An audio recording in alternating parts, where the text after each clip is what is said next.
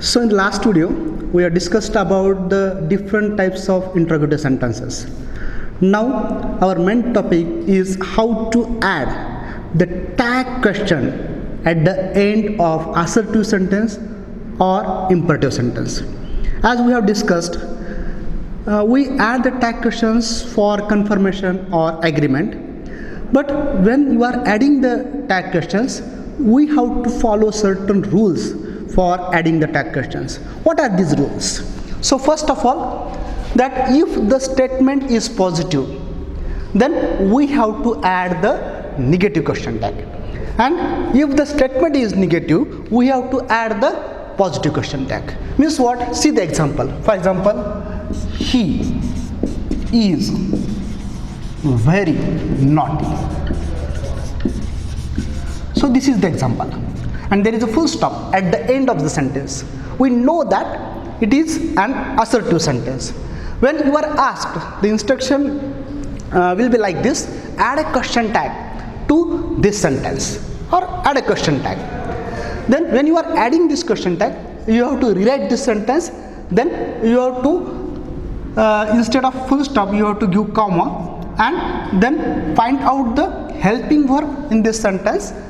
See the helping verb. If the sentence is positive, then the question tag will be neuter. We have to use the negative contracted form of the helping verb, isn't. If the sentence is positive, the question tag will be negative, and it is expected the negative contracted form must be used. Then we have to see the subject. Which is the subject? He is the subject. Already pronoun is given there, so you have to write the pronoun. After that, he, and then they put the question mark. So if the statement is positive, the question tag will be negative, and if the statement is negative, the question tag will be positive. For example, Shyam is a brilliant student. Shyam is a brilliant student. Sorry. Shyam is not. Not is used. Okay. Shyam is not a brilliant student. So in this sentence, not is there. Then if the sentence is negative, we have to put comma in place of the full stop. And as the sentence is negative, we have to use the helping verb. And then we have to use the pronoun in place of noun, because this question tag is also the part of this sentence. That's why we don't need to repeat it. So pronoun can be used in place of noun. Is he? Question mark. So once again, just try to remember, if the sentence is positive, the tag will be negative. If the sentence is negative, the tag will be positive. So this is the first rule when you are adding the question tag to the assertive sentence. Then just I have already discussed use of pronoun in place of noun. If noun is there, Shyam is the noun, and we have to use the pronoun in place of the noun. So this is the second rule. Then the third rule, if the sentence is like this: I am, for example, see here, I am ready to help anyone. I am ready to help anyone. When we add the question tag to this sentence, then we give comma, and as the sentence is positive, we have to put the negative question tag. For such sentence, we write aren't I, and then we use question mark at the end of the sentence. It is only in case of if am is used in the sentence. Then if am not is used in the sentence, see what will be the question tag? I am not ready to guide you. I am not ready to guide you. Here am not is there, not is used. Then just you are expected to add am I this question tag to this sentence. Am not is there, then am I question tag is correct, but if the sentence is positive, then you have to write this one, aren't I? Okay, this is the third rule. And fourth rule. Then the fifth rule is that about the imperative sentence, because interrogative sentence, they are already the part of the question tag is the part of the interrogative sentence, so we need not to think about that. An exclamatory sentence, there is no matter. So when there is a imperative sentence, for the imperative sentence, how will be the imperative sentence? Come with me. This is the imperative sentence, because the imperative sentence begins with a verb, and when such order is given there, or such sentence is there, then we have to put the comma, then will you. There is no matter whether it is positive or negative, just will you. This question tag is applicable or should be added at the end of the sentence. For example, see another example. Sit down. Will you? Or get in, call her, chat with me. So if imperative sentence is there, then for all these sentences we have to add this question tag. It doesn't matter whether it is a positive or negative, because it is short questions.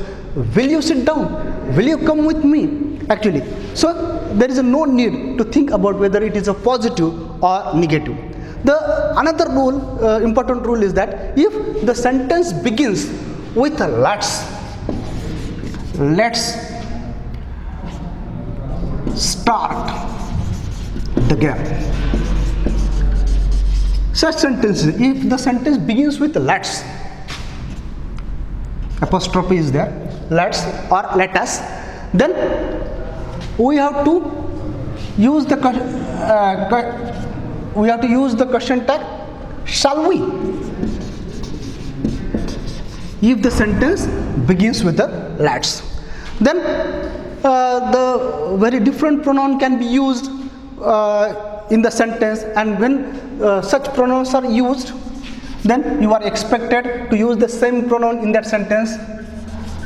There is no problem. There is no problem. Such sentence is there. Then is there? There is also pronoun. So the question tag, because no, not, never, if such negative words are in the sentence, then the question tag will be positive. If there are no such sentences, or if there are no negative words, then the question tag will be negative. So this is the seventh rule. Then the next rule is a sentence without helping verb. Means in which sentence we don't find the helping verb. If that sentence is in a present tense, or if that sentence is in a past tense. For example, see here.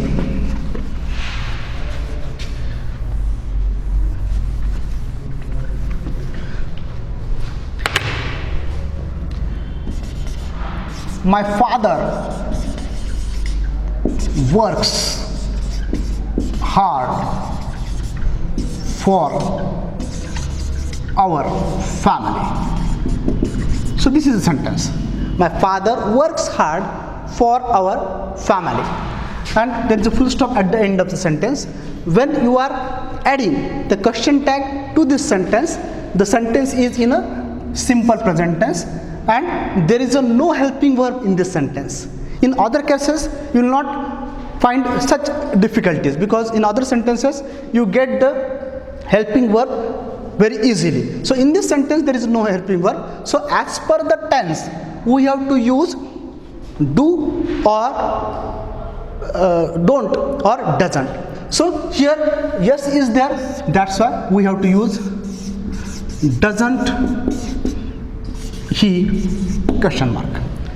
So if there is a present tense is used in that sentence, then the question tag will be like this, do or does, or don't he don't or doesn't can be used as per the sentence. We have to select the don't or doesn't for adding this question type. And in the past tense, for example,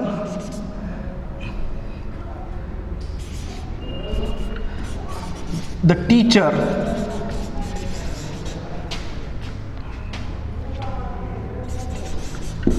called you. This is the sentence. The teacher called you. In this sentence, that past tense is used. The teacher called you. When there is a past tense, instead of full stop, put the comma. Then, as per the sentence, past tense is used, and there is a no helping verb in this sentence. So you are expected to use did. As the sentence is positive, then we have to put the negative question tag. Didn't he or she? Both are accepted. The teacher called you. Didn't he? So this is the this will be the question tag for this sentence. If the sentence is in a present tense, then we have to use do or does, and if the sentence is in a past tense, we have to use did for adding the question tag.